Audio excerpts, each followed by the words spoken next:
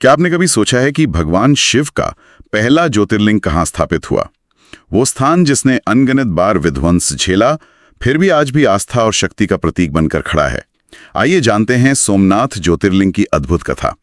हम कबीर और इरा आपका स्वागत करते हैं मंथन में। आज हम बात कर रहे हैं सोमनाथ ज्योतिर्लिंग की, जिसे सभी 12 ज्योतिर्लिंगों में पहला माना जाता है। जी हाँ, प्रथम ज्योतिर्लिंग। ज्योतिर्लिंग मतलब भगवान शिव का वो स्वरूप जहां वे स्वयं प्रकाश स्तंभ के रूप में प्रकट हुए। बिल्कुल। और ये गुजरात के पश्चिमी तट पर है, वेरावल के पास, पावन प्रभास क्षेत्र में। नाम भी कितना सुंदर है, सोमनाथ। हाँ, सोमनाथ यानी चंद्रमा के भगवान। और इसकी कहानी भी सीधे चंद्रदेव से ही जुड़ी है। अच्छा। पुराणों में इसका जिक्र है। हाँ, श्रीमद् भागवत और स्कंद पुराण जैसे कई ग्रंथों में। कहानी यह है कि चंद्रदेव का विवाह प्रजापति दक्ष की 27 कन्याओं से हुआ था। ये 27 कन्याएं नक्षत्र भी कहलाती हैं। 27 पत्नियां? जी। पर चंद्रदेव का झुकाव, उनका स्नेह रोहिणी के प्रति कहीं ज्यादा था, तो वो बाकी पत्नियों की थोड़ी उपेक्षा करने लगे। और जाहिर है इस पक्षपात का परिणाम अच्छा नहीं हुआ होगा। बिल्कुल नहीं। उनकी उपेक्षा से दुखी होकर बाकी जो 26 पत्नियां थीं, उन्होंने अपने पिता दक्ष प्रजापति से शिकायत कर दी। और दक्ष प्रजापति तो थोड़े गुस्सैल माने जाते हैं। हाँ, वो क्रोधित हो गए और उन्होंने चंद्रदेव को श्राप दे दिया कि उनका तेज, उनकी चमक वो क्षीण हो जाए, खत्म हो जाए। अरे! और श्राप का असर हुआ, चंद्रदेव का क्षय होने लगा, वो बिल्कुल कांतिहीन हो गए। ये तो बहुत ही गंभीर श्राप था। फिर इससे मुक्ति कैसे मिली? देखिए, कष्ट से मुक्ति पाने के लिए ब्रह्मा जी ने उन्हें सलाह दी। कहा कि आप इसी प्रभास क्षेत्र में जाइए, समुद्र तट पर, और भगवान शिव की घोर तपस्या कीजिए। तो चंद्रदेव ने वैसा ही किया? हाँ, उन्होंने शिवलिंग स्थापित किया और बहुत कठोर आराधना की।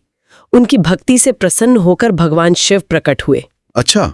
और उन्हें श्राप के प्रभाव से मुक्त किया, उनका तेज लौटाया। हालांकि एक बात है, श्राप को पूरी तरह निष्क्रिय नहीं किया जा सकता था। तो मतलब इसीलिए ये हुआ कि चंद्रमा की कलाएं घटती हैं और शुक्ल पक्ष में वो फिर से बढ़कर पूर्णिमा को पूरी तरह खिल जाते हैं। अच्छा, तो ये जो चंद्रमा का घटना बढ़ना है वो इसी श्राप से जुड़ा है।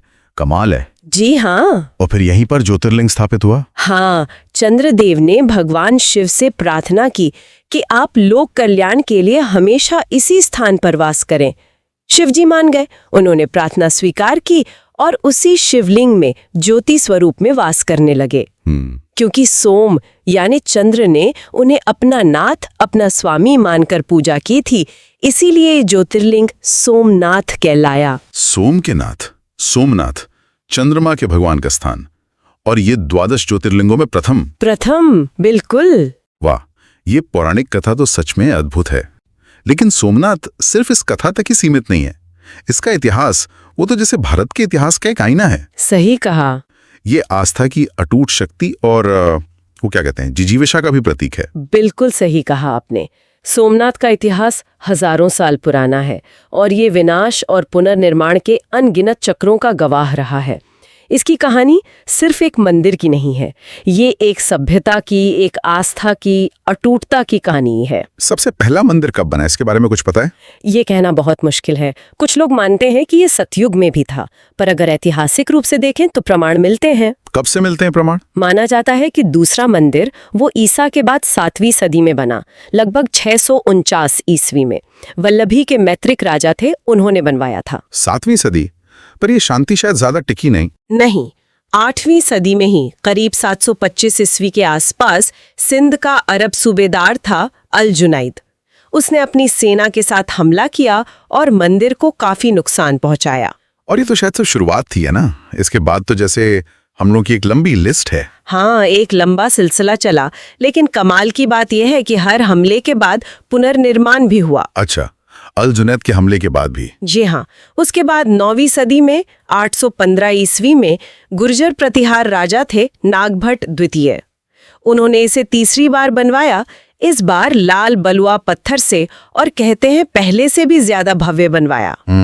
प्रतिहार शासक कला के संरक्षक थे। बिल्कुल। लेकिन शायद सबसे विनाशकारी हमला जिसका जिक्र सबसे ज्यादा होता है वो महमूद गजनवी का था। निस्संदेह। 1024 ईस्वी में महमूद गजनवी ने सोमनाथ पर हमला किया। उस समय गुजरात पर चालुक्य वंश के राजा भीम प्रथम का शासन था। हाँ। गजनवी ने न केवल मंदिर को तोड़ा बल्कि यहाँ जो अपार संपत्ति थी वो सब लूट ली। इस हमले का जिक्र इतिहास में बहुत प्रमुखता से मिलता है और ये भारतीय मानस पर एक गहरे घाव की तरह है। इतनी तबाही, इतनी लूटपाट, क्या इसके बाद फिर से मंदिर खड़ा हो पाया? यही तो सोमनाथ की कहानी का सबसे अद्भुत पहलू है, इसकी जीजीविषा। गजनवी के जाने के बाद राजा भीम प्रथम और मालवा के राजा भोज ने मिलकर इसका फिर से पुनर्निर्माण करवाया। अच्छा। ये दिखाता है कि आस्था वो भौतिक विध्वंस से कहीं ज्यादा शक्तिशाली होती है। सही बात है, पर दुर्भाग्य से हमलों का सिलसिला फिर भी रुकाने नहीं रोका। दिल्ली सल्तनत के दौर में भी हमले हुए। बिल्कुल। 1297 में अलाउद्दीन खिलजी के सेनापति थे नुसरत खान और अल्प खान। उन्होंने गुजरात पर हमला किया और सोमनाथ को फिर से तोड़ा, काफी अपमानित किया। और इसके बाद भी? हाँ, इसके बाद भी 14वीं-15वीं सदी में गुजरात के सुल्तानों ने इसे नुकसान पहुंचाया। मतलब ये सिलसिला मुगल काल तक चलता रहा। मुगल काल में, खासकर औरंगजेब के समय में सुना उसने भी। हाँ, औरंगजेब ने तो 2 बार, पहले 1665 में मंदिर को तोड़ने का आदेश दिया और फिर जब उसने देखा कि हिंदू फिर भी वहां पूजा अर्चना कर रहे हैं तो 1706 में उसने फिर से हुक्म दिया कि इसे पूरी तरह नष्ट कर दो और वहां पूजा करने वालों पर सख्ती करो। उफ, इतनी बार टूटना, इतनी बार लूटा जाना, ये सोचना भी मुश्किल है। कितनी पीढ़ियों ने ये सब देखा होगा। हाँ, बहुत मुश्किल। पर हर बार आस्था ने कोई न कोई रास्ता खोज ही लिया। जब औरंगजेब के बाद मुगल साम्राज्य कमजोर हुआ तो मराठों का उदय हुआ। हाँ। और 1783 में इंदौर की महारानी थी अहिल्याबाई होलकर। बहुत ही धर्मपरायण शासक थीं। जी, उनका नाम तो बहुत सम्मान से लिया जाता है। बिल्कुल। उन्होंने जो मूल मंदिर के खंडर थे उनके पास ही एक नया सोमनाथ मंदिर बनवाया ताकि पूजा अर्चना बिना किसी रुकावट की चलती रहे। उन्होंने तो पूरे भारत में कई मंदिरों और घाटों का जीर्णोद्धार करवाया था। सोमनाथ उनमें से एक महत्वपूर्ण था। तो अहिल्याबाई होलकर ने पूजा को जारी रखा और फिर आजादी के बाद जो आज हम मंदिर देखते हैं उसका निर्माण हुआ। हाँ, भारत की आजादी के बाद हमारे पहले गृह मंत्री सरदार वल्लभ भाई पटेल, लौह पुरुष सरदार पटेल, उन्होंने संकल्प लिया कि सोमनाथ के प्राचीन गौरव को फिर से स्थापित करना है। उनकी दृढ़ इच्छा शक्ति और प्रयासों से पुराने मंदिर के स्थान पर ही नए भव्य मंदिर का निर्माण कार्य 1950 में शुरू हुआ। ये तो जैसे स्वतंत्र भारत की अपनी सांस्कृतिक जड़ों को, अपने गौरव को फिर से पाने की इच्छा का प्रतीक था। निश्चित रूप से, बिल्कुल यही बात थी। इस नए मंदिर का डिजाइन प्रभाशंकर सोमपुरा जी ने तैयार किया। वो पारंपरिक भारतीय मंदिर वास्तुकला, खासकर चालुक्य शैली या जिसे कैलाश महामेरु प्रसाद शैली भी कहते हैं, उस पर आधारित था। ये नागर शैली का ही एक रूप है। हाँ, नागर शैली का एक भव्य रूप है। ऊंचे शिखर, भव्य मंडप, गर्भगृह, ये सब इसकी विशेषताएं हैं। 11 मई 1951 को भारत के पहले राष्ट्रपति डॉक्टर राजेंद्र प्रसाद ने यहाँ ज्योतिर्लिंग की प्राण प्रतिष्ठा की। अच्छा। और फिर पूरी तरह से बनने के बाद 1 दिसंबर 1995 को तत्कालीन राष्ट्रपति डॉक्टर शंकर दयाल शर्मा ने इसे राष्ट्र को समर्पित किया और माना जाता है कि 7वीं बार का पुनर्निर्माण था। 7 बार? 7 बार बनना। ये आंकड़ा ही अपने आप में बहुत कुछ कहता है। सोमनाथ सिर्फ एक मंदिर नहीं है, ये वाकई में आस्था की अटूट शक्ति का प्रतीक है। बिल्कुल। इतिहास में इतनी बार तोड़ा गया, जमीन में मिला दिया गया, लेकिन हर बार ये मंदिर और भी भव्य रूप में खड़ा हुआ। ये सिखाता है कि बाहरी ताकतें वो ढांचे को नष्ट कर सकती हैं, पर अंदर की जो आस्था है, जो सच्ची भक्ति है, जो सत्य की ज्योति है, उसे कभी बुझा नहीं सकती। बिल्कुल। और यही वो अनदेखा संदेश है जिसके बारे में अक्सर कम बात होती है। लोग सोमनाथ को बस एक ऐतिहासिक स्मारक या एक तीर्थ स्थल के रूप में देखते हैं। हाँ, ज्यादातर यही होता है। पर इसके पीछे छिपा जो गहरा संदेश है, धैर्य का, पुनर्निर्माण की उस अदम्य इच्छा शक्ति का और उस परम शक्ति पर अटूट विश्वास का, ये अक्सर अनदेखा रह जाता है। ये तो लचीलेपन का, रेजिलियंस का, गिरकर उठने की मानवीय भावना का जीता जागता प्रमाण है। और आज भी ये आस्था का एक वैसा ही जीवंत केंद्र है। हाँ, आज भी सोमनाथ भारत के सबसे महत्वपूर्ण तीर्थ स्थलों में से एक है। यहाँ रोज शाम को सागर आरती होती है, वो एक अद्भुत अनुभव होता है। मैंने सुना है उसके बारे में। अरब सागर के किनारे है ये मंदिर।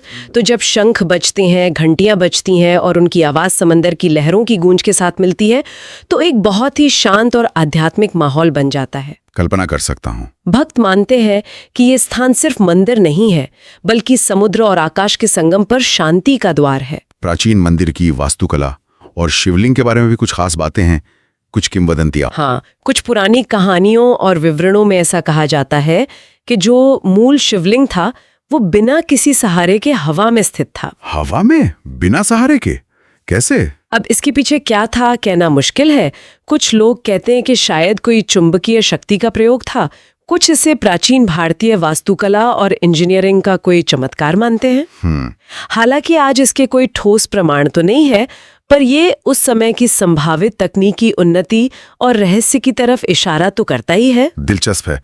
और वो बाण स्तंभ, उसके बारे में भी कुछ बताइए, वो भी काफी रहस्यमय लगता है। हाँ, मंदिर प्रांगण में समंदर के किनारे एक स्तंभ है, उसे बाण स्तंभ कहते हैं। हाँ। Arrow pillar. उस पर संस्कृत में एक श्लोक लिखा है, आ समुद्रांत दक्षिण ध्रुव पर्यंत अबाधित ज्योतिर्मार्ग। इसका मतलब क्या हुआ? इसका अर्थ है कि इस बिंदु से लेकर दक्षिण ध्रुव तक, मतलब साउथ पोल तक, अगर एक सीधी रेखा खींची जाए तो बीच में कोई भी भूभाग यानी जमीन का टुकड़ा नहीं है, सिर्फ समुद्र है। क्या बात है! क्या ये सच है आज के हिसाब से? सबसे आश्चर्य की बात यही है कि आज की आधुनिक सैटेलाइट मैपिंग से भी ये बात सच साबित होती है। कमाल है। उस प्राचीन काल में इतना सटीक भौगोलिक ज्ञान होना ये वाकई हैरान करने वाला है। ये प्राचीन भारत के खगोल और भूगोल के ज्ञान की गहराई दिखाता है। सच में? और आजकल कुछ और भी पता चला है मंदिर के नीचे? हाँ, हाल ही में पुरातत्व विभाग को मंदिर परिसर के नीचे कुछ पुराने निर्माणों के संकेत मिले हैं। शायद कोई पुरानी इमारतें हों या गुफाएं हों। इनसे इसके इतिहास की परतें और खुल सकती हैं। तो सोमनाथ ये सिर्फ ईंट पत्थर का ढांचा नहीं है, ये तो इतिहास, आस्था, विज्ञान और भावनाओं का एक संगम है।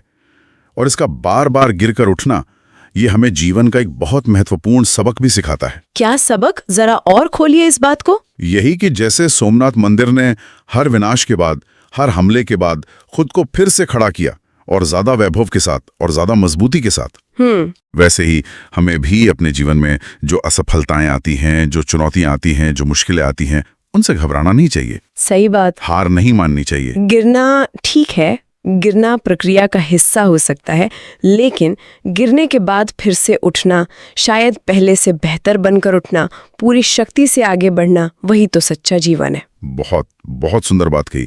सोमनाथ की कहानी सिर्फ अतीत का एक रिकॉर्ड नहीं है, ये भविष्य के लिए प्रेरणा है। ये मानवीय आत्मा की उस अदम्य शक्ति की कहानी है। हाँ। सोमनाथ हमें यही सिखाता है कि चाहे कितनी भी बार अंधकार क्यों न छा जाए, बाहरी हालात कितने भी मुश्किल क्यों ना हो, आस्था और सत्य की जो अंदरूनी ज्योति है वो हमेशा हमेशा दोबारा प्रकट होने का रास्ता खोज ही लेती है। वो ज्योति कभी बुझती नहीं। बिल्कुल। एक शाश्वत प्रेरणा। तो चलिए जाते जाते अपने श्रोताओं के लिए एक सवाल छोड़ जाते हैं। जरूर। क्या आपके जीवन में कोई ऐसी चुनौती आई है जिसे पार करने के बाद आप पहले से और ज्यादा मजबूत बनकर उभरे हों? सोचिएगा जरूर।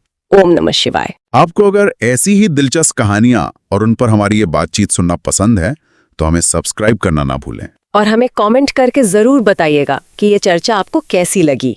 आपके विचारों का इंतजार रहेगा। कल फिर मिलेंगे एक नई कहानी और नए मंथन के साथ। तब तक के लिए अपना ख्याल रखें, मंथन जारी रहे।